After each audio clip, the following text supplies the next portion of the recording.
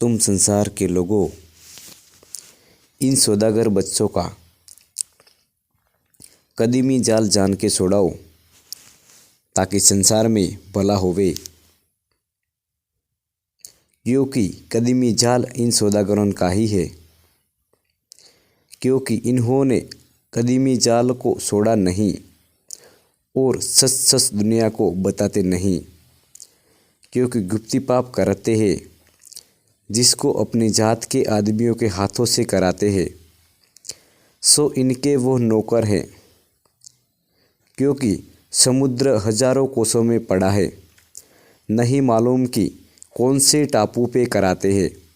क्योंकि धरती का पेट सोड़ा है, और इन बनियों का गुप्ती पाप यह है कि जिसको तुम हिंदू मुसलमान स्वर्ग नर्क कहते हो और राज लहू की कुंडिया बोलते हो, वो सौदागर बच्चों के घर का राक्षसी पाप है। और इसी पाप से बुद्धि फेर देते हैं। इससे कुछ पता नहीं लगता है, क्योंकि बुद्धि राक्षसी पाप के जोर से इन सौदागर बच्चों के बस में करी हुई है। और जो कि किसी का जहाज वगैरह जावे तो उसको अपने राक्षसी पाप से जाने भी नहीं देते हैं। क्योंकि ज़मीन के पेट में बाएं गोले का दर्द कर देवे तो जहाज उस चक्कर में आके डूब जावे, तो फिर उनका पता किस तरह से लगे।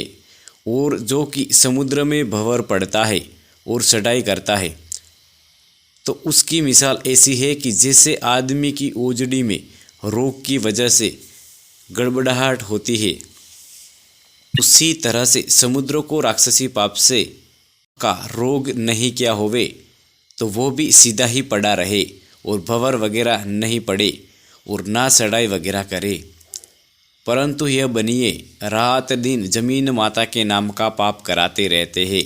इससे भूवर और आहार वगैरह हिलता रहता है और संसार के लोगों की और राजा बादशाहों की बुद्धि कैद कर दी है।